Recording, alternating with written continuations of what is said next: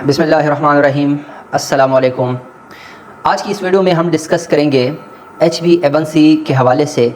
सबसे पहले हम ये डिस्कस करते हैं कि HbA1c क्या होता है, HbA1c टेस्ट कैसे किया जाता है और HbA1c टेस्ट हम क्यों कराते हैं।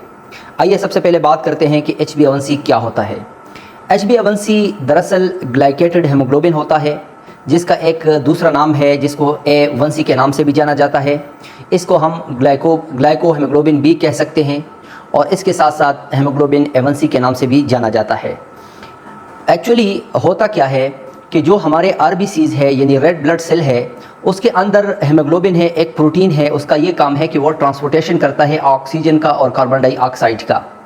जब भी किसी पेशेंट के ब्लड में शुगर का मिकदार बढ़ जाता है यानी शुगर का लेवल इंक्रीज़ कर जाता है, तो वो जो मॉलिक्यूल के है शुगर के, वो हेमोग्लोबिन के साथ अटैच हो जाते हैं एक प्रोसेस के ज़रिए। उस प्रोसेस का नाम है ग्लाइकेशन प्रोसेस। तो इस हेमोग्लोबिन को हम फिर कहते हैं ग्लाइकेटेड हेमोग्लोबिन हम कहते हैं। तो ये है HbA1c का कंसेप्ट। अब HbA1c टेस्ट क्या होता है, तो इस टेस्ट की वजह से और इस टेस्ट की मदद से हम ये मालूम करते हैं कि एक पेशेंट के ब्लड के अंदर कितनी फ़ीसद ग्लाइकेटेड हेमोग्लोबिन है, हम इससे ये अंदाज़ा लगा सकते हैं। और HbA1c टेस्ट से हमें क्या पता लगता है, तो 3 चीज़ें याद रखिएगा। पहली बात यह है टू डायग्नोज डायबिटीज़, हम इससे शुगर का मर्ज़ की तशख़ीस करते हैं।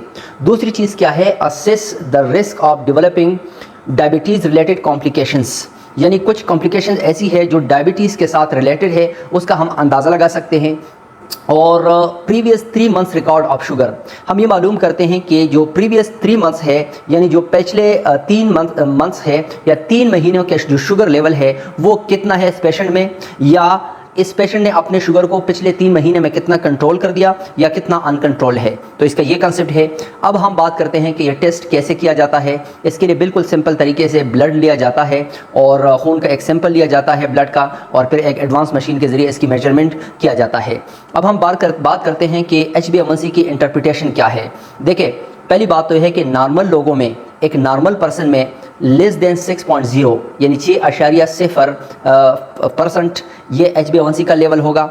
रिस्क ऑफ डायबिटीज़ यानी प्री डायबिटीज़, एक बंदे को अगर ख़तरा है कि शुगर लगेगी तो वो कितनी होनी चाहिए, वो 6.0 to 6.5 यानी 6.0 से 6.5% जब ये लेवल होगा HbA1c का, तो हम ये कह सकते हैं कि ये प्री डायबिटीज़ है या रिस्क ऑफ डायबिटीज़ इसको हम कह सकते हैं। अगर एक पेशेंट है, डायबिटिक पेशेंट है, और उनका जो HbA1c है वो लेस देन 6.9 है, तो हम कह सकते हैं एक कंट्रोल डायबिटिक है।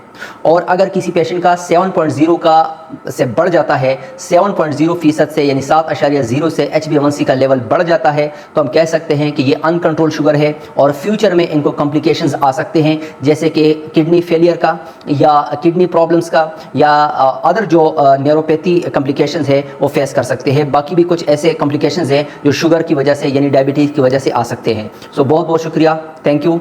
मिलते हैं अगली वीडियो में।